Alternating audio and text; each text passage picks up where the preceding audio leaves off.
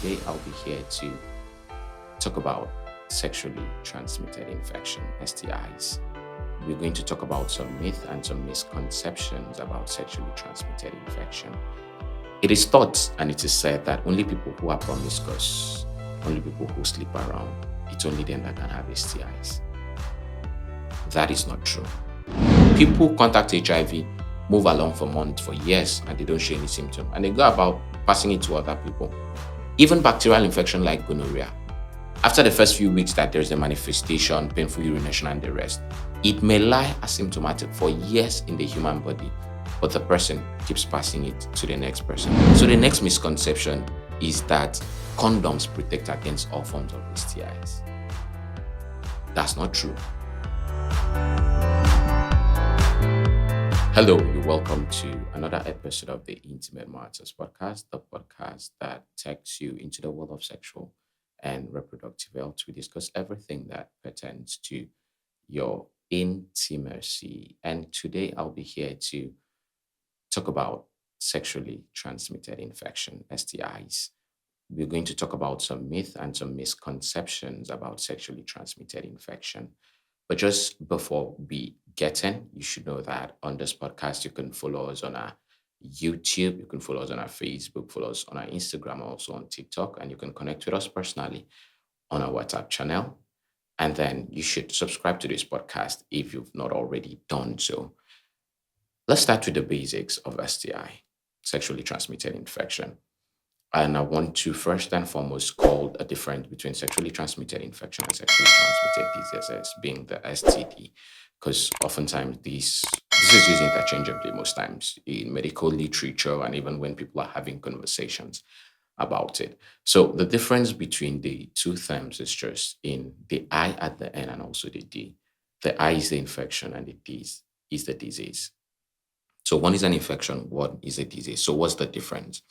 An infection is simply when something that could cause alteration or could cause disease gets into the human body. So we're talking about bacteria, fungi, parasites, viruses, as the case may be. So anything that could cause disease or anything that could cause negative alterations to the human body getting into the body, that is when they say you have an infection.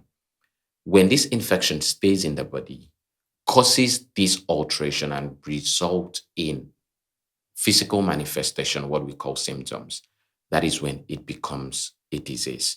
So, for example, you may have a sexual encounter, you may have sexual intercourse, and the human papilloma virus gets into your body. That's HPV. Then we can say you have an infection, HPV infection. So, possibly, if you tested in a lab, it will show that you're positive to the human papilloma virus, but you may not have any symptom. And that's the obvious truth. Most people have the virus, but don't have the symptom. But a few months later, a few days later, a few weeks later, or sometimes years later, you start to develop rashes like stuffs on your genitals called genital warts. That then becomes a disease of the infection that you have, meaning that the human papilloma virus has stayed in your body, cause certain alteration, and this has resulted in rash-like infection or manifestation in the genital, which we call genital wart. So the HPV infection resulted in genital wart being the disease. So the genital wart is the sexually transmitted disease, while the HPV is the infection. So that is just how it is. So the difference is just that one has the symptoms and the other does not have a symptom. But most times it's essential that you focus on the infection, because even when you have the infection and there's no symptoms, like in the case of gonorrhea, where possibly you could be asymptomatic for a long time, or HIV, you can still be transmitting this infection to the next person. So to the misconception, I want to go with the most obvious one, especially in the African climate. It is thought and it is said that only people who are promiscuous, only people who sleep around, it's only them that can have STIs. That is not true.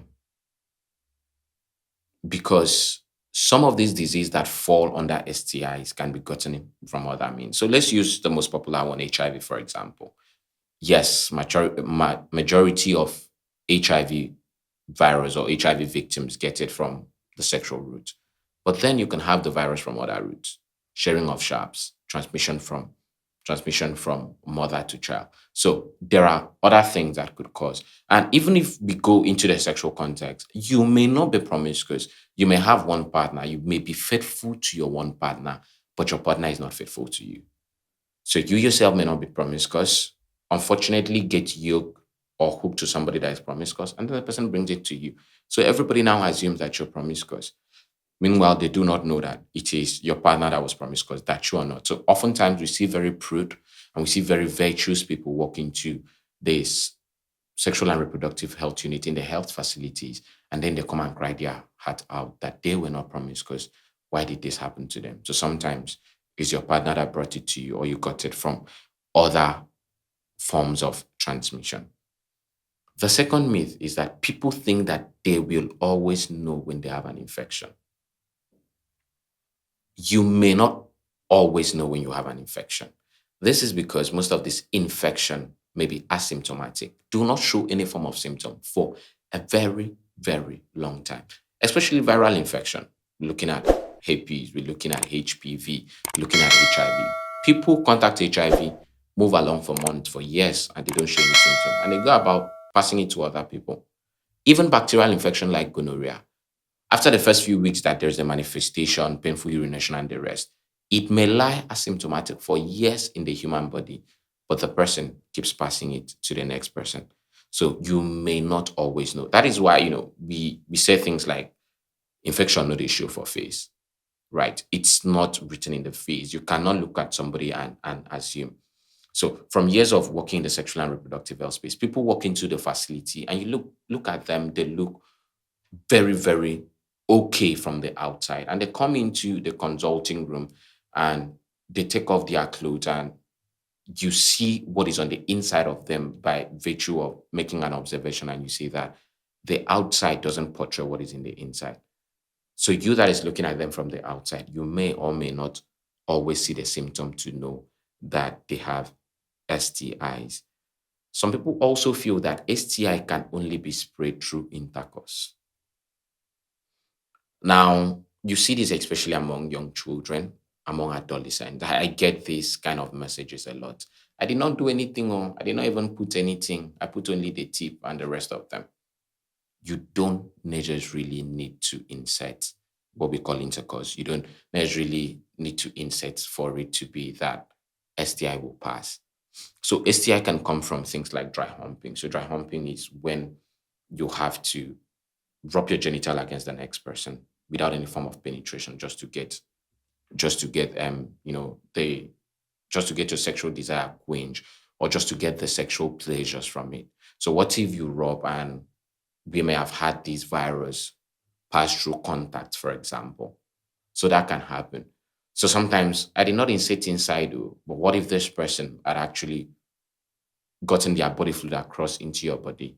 So you see some people, maybe they're doing dry humping, or maybe they're doing what we call a foot job, or maybe they're doing a hand job, as the case may be. Maybe it's fellatio, maybe it's conolingus, maybe it's oral sex, and this thing can still pass through this means. It doesn't necessarily need to mean that you need to insert. It passes basically through the fluid.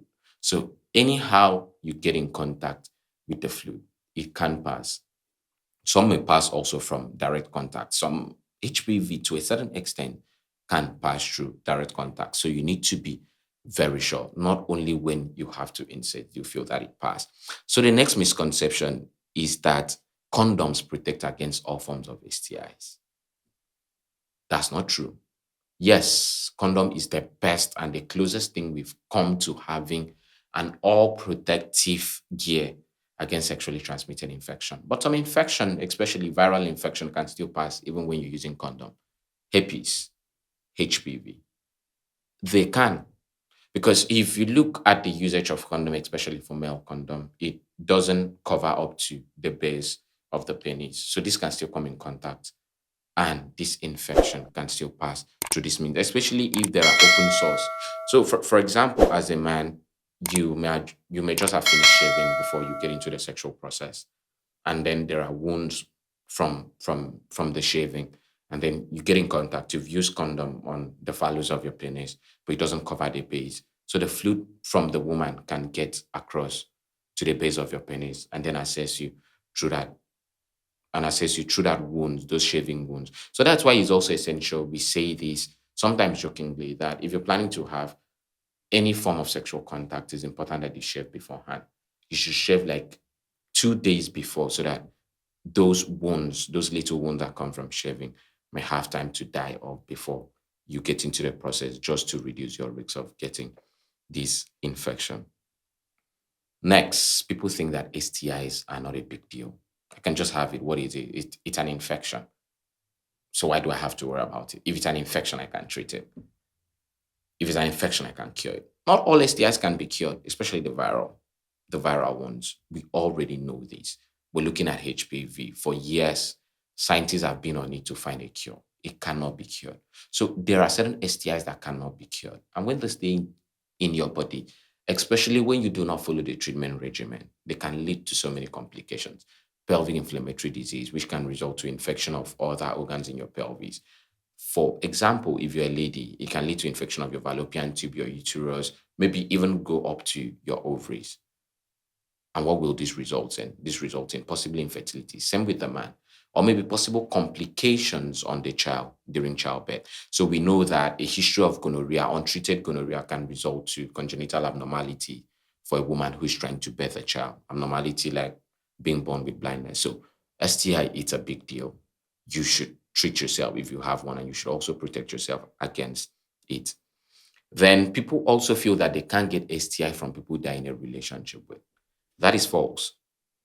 Most forms of STI come from people you have relationship with, basically because they do not obey the B aspect of the ABC of safe sex. The A being the abstinence, B being faithful to a mutually faithful partner. So you may actually be faithful, but your partner is not faithful. And the C being correct and consistent condom use. If you are with a partner which you're not sure of, and he or she does not correctly and consistently use condom, you may still expose yourself to STI. So it's essential that you know that this misconception does not hold water. And then that if you still believe this, you may be putting yourself at risk of contacting STIs. So what should you do? First is to know your status as a person. Protect yourself so that you can protect the next person. Know your status. Test yourself for various STIs. Then educate yourself. Educate yourself on what you need to know on how to protect yourself and how to prevent yourself from getting this infection. Also, educate your sexual partners. Get yourself tested, get yourself vaccinated. There are vaccines for some of these infections. So it is essential that you get yourself tested and that you get yourself vaccinated. And the last but not the least, if you suspect that you have any form of infection, get to the hospital, get yourself treated, and follow through with your treatment regimen. That is why we bring you this message as a form of education to help you to prevent against sexually transmitted infection. So this is the Intimate Matters podcast, if you're just joining us. And here we talk about issues that pertains to your sexual and reproductive health because we believe that your intimacy matters. I'm sure by now you've already subscribed. If you've not, please click the subscribe button and also click the notification bell so that you'll be notified when we have any new episode. Follow us on all our social media platforms, Instagram, TikTok, Facebook, and also join our personal WhatsApp channel. And there you can get to interact with us. My name is Nurse Akwa, and I am your host on the Intimate Matters podcast. And we believe that until we come your way next time, you get this message, you put it into practice, and you share it across to people that may need to see this, and everyone will stay healthy. This is the Intimate Matters podcast, and we believe that your intimacy matters. This is bye for now.